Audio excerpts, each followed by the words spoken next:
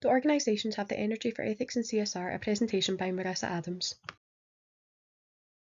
Today's discussion will focus on existing theory regarding the role of ethics, CSR, and environmental management accreditation standards in business, using organisational examples from the energy sector to serve as support.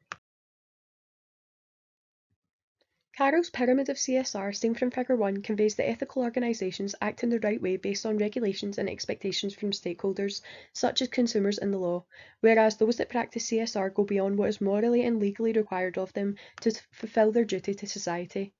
The energy sector is one of the main industries responsible for CO2 emissions in the UK.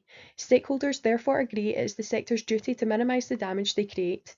To remain in control of this, critical to quality criteria is applied, often using key performance indicators to monitor the progress of target achievement. The UK Government have implemented its 2021 climate change strategy into law, which calls for a 78% reduction in emissions. Ethical leadership can limit the negative effect that changes to legislation may have on business operations. According to Johnston in 2009, ethical downfall can be the result of a weak board. To prevent this, Figure 2 can be applied to encourage effective ethical leadership. The framework displays all aspects that should be present while carrying out ethical leadership. Leaders can therefore use the framework as a benchmarking tool to maintain ethical practice. In terms of CSR, the triple bottom line from Figure 3 can be employed to ensure companies evaluate their environmental and social performance in addition to financial gain. The framework considers stakeholder interests before setting ways to satisfy these. This positively impacts business image, which can ultimately translate to positive outcomes within the economic aspect of the framework. Use of Figure 3 may also limit operational disruption caused by changes in ethical-related legislation, as it is likely that those adopting the framework will already be carrying out above the standard of what the new laws require. As reported by the BBC, a whistleblower claims call handlers working on behalf of Scottish Power are told to threaten customers with debt enforcement even over mistaken bills. Furthermore, a survey conducted by Which News in 2021 surrounding the value for money among energy providers ranked Scottish Power as one of the lowest in the industry. This behaviour rules out all aspects of ethical leadership from Figure 2. When applied to the triple bottom line model, it's evident that Scottish Power prioritise economic goals over social ones. This is demonstrated by leaders' failure to act ethically towards not only customers but also to staff in an attempt to gain profits at the expense of real people's mental health. However, once stakeholders are informed, these unethical actions are likely to backfire on profits.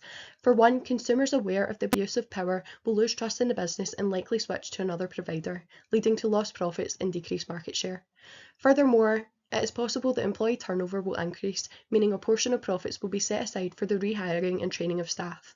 Moreover, the government have rationale to question the ethical standards of Scottish Power and take action where necessary. For example, in 2016, Scottish Power was fined just under £20 million due to failure to deal with grievances effectively. Despite such poor ethical practice from organisations in the departments of HR and customer service, Scottish Power are in fact the leading organisation in the UK in onshore and renewable energy projects, and also show genuine consideration towards stakeholders, such as the involving of local communities in on-site projects. Today's society makes it challenging to do quite literally anything without impacting the environment. This suggests that even being inactive has environmental consequences, meaning organisations must be proactive against climate change to make a positive impact. Figure 4 shows that with the making of any product comes unavoidable outputs that can harm the environment. To ensure sustainability is considered in these areas, environmental management systems such as the iOS 14001 can be applied. The following slide will critically evaluate the discussed theory before applying it to BP. The energy sector are main contributors of air pollution in the UK. BP, however, are ISO 14001 certified, meaning they have efforts in place to minimise their negative impact on the environment. So how are BP using the standard in their business? Figure 5 demonstrates BP's environmental management strategy with use of KPIs to measure performance against. A target set at BP is to ensure all staff are trained in an environmentally conscious way. This therefore creates a culture where this behaviour is expected, meaning minimum monitorisation is necessary as it will be embedded in everyday practice at BP. Further to this, BP have invested a significant portion of their yearly budget on clean energy solutions in an attempt to speed up the transition from finite resources to renewables. From this, it can be seen that BP have identified a main area in which they can be more sustainable, and they're being proactive against it using the standard. Debate whether or not it's a business's responsibility to be environmentally conscious, this presentation highlighted just how significantly businesses can impact the environment through their practices, and so it should be their responsibility to minimise this damage and even offer solutions to climate change.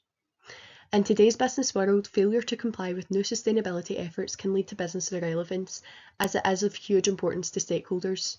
The energy sector is transforming into a clean energy industry. This stresses the importance of systems such as the iOS 14001 now more than ever to ensure effective implementation and monitoring of new practices so businesses aren't left behind. This therefore brings the presentation to a close. Thank you for listening.